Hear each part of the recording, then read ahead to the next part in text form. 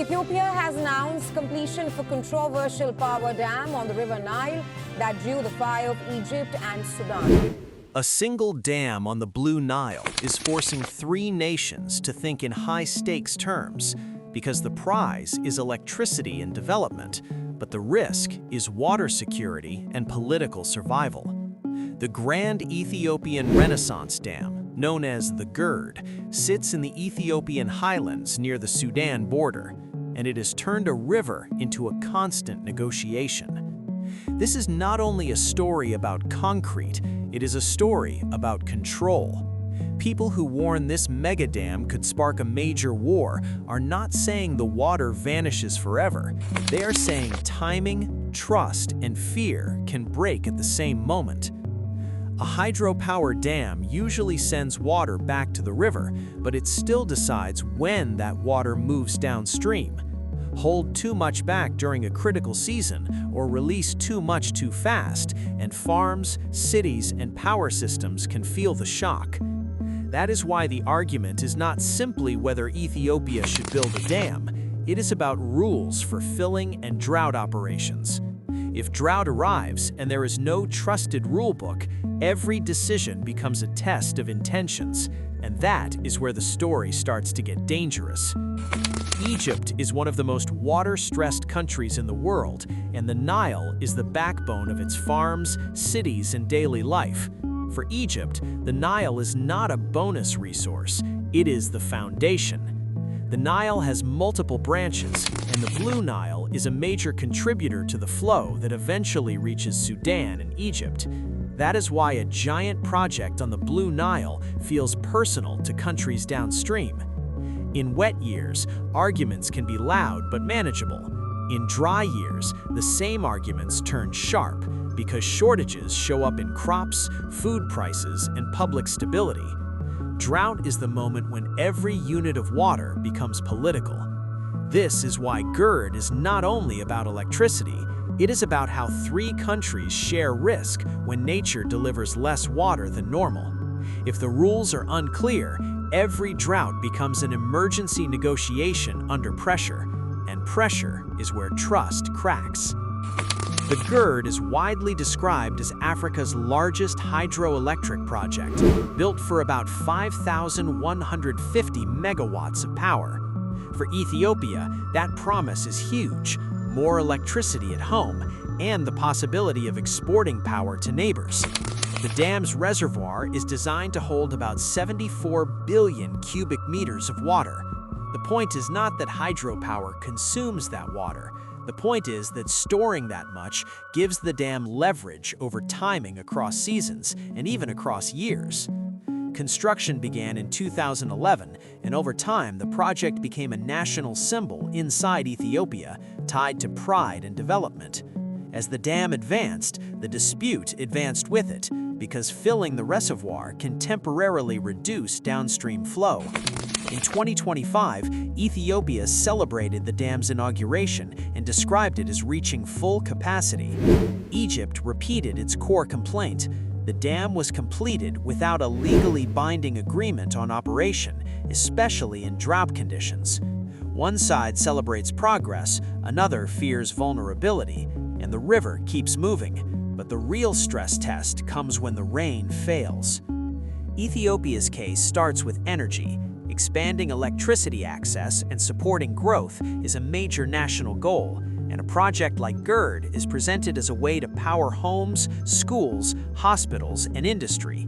Supporters argue the Blue Nile begins in Ethiopia, yet Ethiopia historically gained little from that flow while remaining energy poor.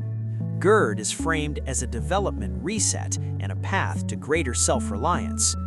Ethiopian leaders also emphasize that the dam is not intended to harm downstream countries. They point to potential regional benefits like power exports and stronger grid connections if cooperation is real. There is also a sovereignty message. Ethiopia has resisted outside pressure over how it should run the dam, especially when older Nile agreements are cited, because Ethiopia was not a party to some of those historical arrangements. Development, pride, and independence are all tied together here, and that makes compromise emotionally harder. Egypt's case starts with dependence. The Nile provides the vast majority of its fresh water, and that dependence turns water management into national security. Egypt also uses historical and legal arguments about Nile water use, pointing to past agreements that shaped downstream expectations. Ethiopia pushes back, saying it should not be bound by deals it never signed. But the sharpest issue is drought. Egypt wants a legally binding deal that sets clear rules for drought releases and long dry periods.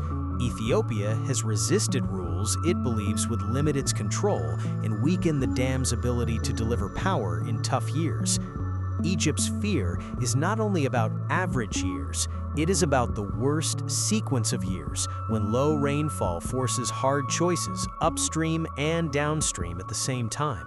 Without a binding plan, Egypt worries it could carry the worst pain at the worst time, with food security and stability on the line. That is why the language stays intense, and once leaders speak in survival terms, the space for calm bargaining shrinks. Sudan is directly downstream of GERD, so it can feel the dam's effects first. Under coordinated operation, Sudan could benefit from better regulated flows, reduced flood damage, and improved irrigation planning. But Sudan also faces the biggest immediate risks if coordination fails. Sudden shifts in releases can threaten communities, farmland, and the operation of Sudan's own dams and water systems. That is why Sudan stresses safety, transparency, and real-time data sharing. Sudan's position has also been affected by internal instability, which can make negotiations less predictable. When one key party is distracted, misunderstandings grow. This is the country where a technical issue can become a political crisis fastest. A sudden flood, an unusual river drop, or even a rumor can trigger public anger before officials can verify the facts. Sudan can see why Ethiopia wants GERD and why Egypt fears it, which should make it a bridge, but bridges also crack under stress. In 2015, Ethiopia, Sudan, and Egypt signed a Declaration of Principles related to GERD.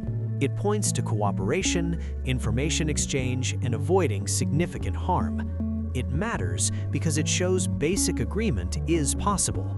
But broad principles are not a detailed operating manual. The hardest questions remain: specific drought rules, enforcement, dispute resolution, and what happens when one side claims harm is occurring.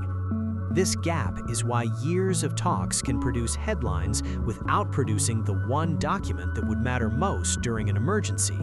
In a crisis, leaders need clear rules that reduce fear, not hopeful wording.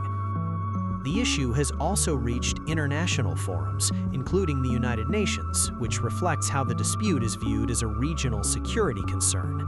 International water law principles, like equitable use and preventing significant harm, are often cited, but principles still have to become numbers, procedures, and shared data. Without that translation, the arguments never truly end. The phrase World War III is dramatic, and it can distort reality. A dam does not automatically cause a global war. The real danger is escalation, where one crisis pulls in alliances, rival blocs, and overlapping regional tensions. One path is the drought shock. A multi-year drought hits the basin, pressure rises in Egypt, Egypt protects reservoir levels, and Sudan fears instability. If any side believes the others are acting unfairly, political leaders can feel forced to respond with threats, not patience. Another path is flood blame. Extreme rains upstream can lead to major releases downstream. If damage occurs, people may blame dam operations even when weather was the main driver, and blame can harden into policy. A third path is uncertainty. If real-time data is not shared, unusual river behavior can be read as aggression. In water conflicts, uncertainty is fuel because it turns nature into suspicion. The trigger is rarely the dam alone. The trigger is a moment when one side believes harm is intentional and there is no trusted process to check the facts fast. That is when reaction replaces diplomacy, and And that is when small moves can create big consequences. The first off-ramp is shared data.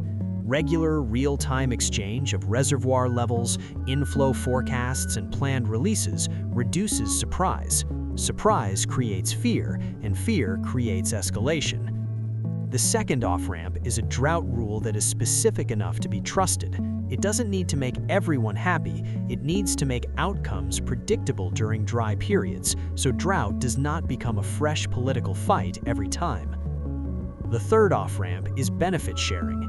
Ethiopia's strongest positive card is electricity. Stable power trade, grid links, and regional energy deals can turn the dam into a shared asset, but only if water coordination is credible.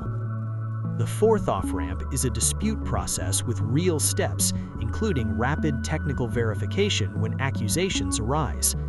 The fifth is keeping negotiations anchored in regional leadership, so the dispute does not become a proxy battleground for outside powers. So, could a megadam trigger a major war?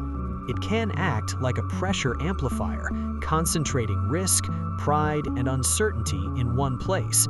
Whether that pressure explodes or stabilizes lends less on concrete and more on rules, transparency, and cooperation when the next drought tests everyone at once, and the next drought will not ask anyone for permission.